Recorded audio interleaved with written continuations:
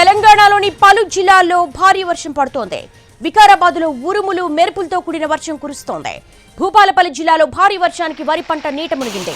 అటు మెదక్, సంగారెడ్డి జిల్లాల్లో భారీ వర్షం పడుతోంది. సంగారెడ్డి, పోతిరెడ్డిపల్లి, కంది, సదాశివపేటలో వర్షాలకు చేతికొచ్చిన పంట నీటి పాలవుతోందని రైతులు ఆవేదన వ్యక్తం చేస్తున్నారు.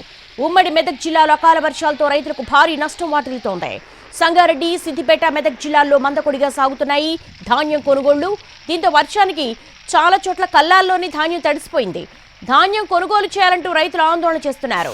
తేమ శాతం, వాహనాల కొరత సాకుతో ధాన్యం కొనడం లేదని రైస్ మిల్లర్లపై మండిపడుతున్నారు రైతులు.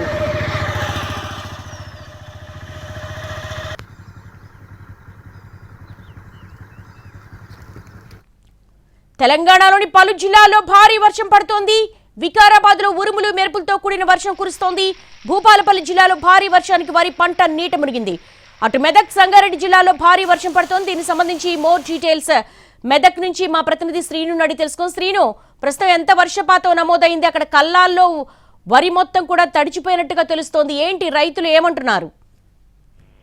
గత 3 రోజులుగా కూడా ఉమ్మడి మెదక్ జిల్లాలో వర్షాలు భారీగా కురుస్తున్నాయి. మధ్యాహ్నం వరకు ఎండ ఉండడం, ఆ తర్వాత ఒక్కసారిగా వాతావరణం మారిపోయి భారీ వర్షాలు రావడంతో ఆరబెట్టినటువంటి ధాన్యం తిరిగి కుప్పవెత్తడానికి రైతులైతే ఇబ్బందులు పడుతున్నటువంటి పరిస్థితి కనిపిస్తుంది. దీంతో ఒక్కసారిగా భారీ వర్షం రావడంతో మాత్రం కల్లాల వద్ద ధాన్యం అంతా కూడా తడిచిపోయి ఆ వరద నీటికైతే, వర్షానికి వచ్చిన నీటికైతే ధాన్యం అయితే కొట్టుకుపోతున్నటువంటి పరిస్థితి అయితే ఉంది. ఎక్కడికక్కడ రైతులు మాత్రం దీనిపై తీవ్ర ఆందోళనతో ఉన్నారు. గత 3 రోజుల నుంచి వరుసగా వర్షాలు కురవడంతో ఇంతవరకు ఎండబెట్టినటువంటి ధాన్యం అంతా కూడా తడిచిపోవడం, అదేవిధంగా తడిచిపోయినటువంటి ధాన్యాన్ని రైస్ మిల్లర్లు కొనమని చెప్పడంతో రైతులైతే తీవ్ర ఆందోళనతో వారంతా కూడా రోడ్డుపై బైఠాయిస్తున్నటువంటి పరిస్థితి కనిపిస్తుంది. మెదక్, సంగారెడ్డి, సిద్దిపేట 3 జిల్లాల్లోనూ గత 3 రోజులుగా కూడా భారీగా వర్షాలు కురుస్తూనే ఉన్నాయి. ఇటు సంగారెడ్డి జిల్లా నారాయణఖేడ్ నాగలగిద్ద మండలంలో 60 మిల్లీమీటర్ల వర్షపాతం నమోదైంది. అదేవిధంగా మెదక్ జిల్లా నర్సాపూర్ కావచ్చు, పాపన్నపేట మండలాల్లో 30 మిల్లీమీటర్ల వర్షపాతం, సిద్దిపేట జిల్లాలో సిద్దిపేట మండలంలో కూడా 30 మిల్లీమీటర్ల వర్షపాతం వరకు అయితే నమోదవుతుంది. ప్రతిరోజు వర్షాలు కురుస్తూ ఉండడం, ధాన్యం తడిచిపోవడం, తిరిగి ధాన్యాన్ని ఆరబెట్టడం, తిరిగి కుప్పనూర్చడం రైతులకు ఇదే పని అవుతుంది. అసలు ధాన్యం ఎవరు కొనడం లేదు. గత 15 రోజులుగా కూడా కల్లాలోనే ధాన్యం ఉంటుంది. అసలు ధాన్యం కొనడానికి ఎవరు రావట్లేదు. ధాన్యం కొనమంటే హమాలీల కొరత, తేమ శాతం, వాహనాలు లేవన్న సాకుతో ఇటు తమ ధాన్యం కొనడం లేదని చెప్పి రైతులైతే తీవ్ర ఆందోళన వ్యక్తం చేస్తున్నారు. ఎక్కడిక్కడ రోడ్డులపై కూడా బైఠాయించి వెంటనే ధాన్యం కొనుగోలు చేయాలని రైతులైతే ధర్నాలు చేస్తా ఉన్నారు. మొత్తంగా చూసుకుంటే మాత్రం ఉమ్మడి మెదక్ జిల్లాలో మాత్రం రైతులను మాత్రం ఇటు వర్షాలైతే ఇబ్బందులు తెచ్చిపెడుతున్నాయి.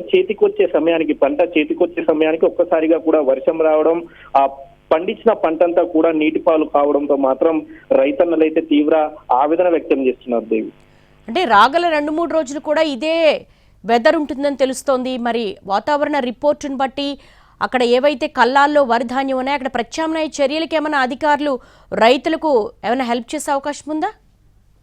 ఇటు అధికారులకు జిల్లా కలెక్టర్లు ఆదేశిస్తున్నప్పటికీ, అంటే రైతులకు టార్పాలిన్ కవర్లు ఇవ్వాలి, ధాన్యంపై కప్పడానికి టార్పాలిన్ కవర్లు ఇవ్వాలని చెప్తున్నప్పటికీ కూడా క్షేత్రస్థాయిలో అటువంటి చర్యలు అయితే ఎక్కడ కూడా కనిపించడం లేదు. రైతులు టార్పాలిన్ కవర్లను కిరాయికి తెచ్చుకొని, అద్దెకి తెచ్చుకొని తమ ధాన్యాన్ని కాపాడుకుంటున్నటువంటి పరిస్థితి అయితే కనిపిస్తుంది. ఒకవైపు టార్పాలిన్ల కొరత కూడా ఇటు రైతులను వేధిస్తుంది. ఇంట్లో ఉన్నటువంటి టార్పాలిన్ కవర్లు కావచ్చు, కొన్ని ఫ్లెక్సీ బ్యానర్లతో వారు ఆ వర్షం పడ్డప్పుడు పంటను కాపాడుకునే ప్రయత్నం చేస్తున్నారు తప్ప ఎక్కడ కూడా అధికారులు టార్పాలిన్ కవర్ ఇచ్చే పరిస్థితి అయితే కనిపించలేదు. ఇటు జిల్లా కలెక్టర్ ఆదేశించినా కూడా క్షేత్రస్థాయిలో మాత్రం అధికారులు అందుకు అనుగుణంగా చర్యలు తీసుకోవడం లేదు. రైతులకైతే చాలా వరకు కూడా టార్పాలిన్ కవర్ల కొరతతోనే ధాన్యం అంతా తడిచిపోతుంది. All right Srinivas, thank you.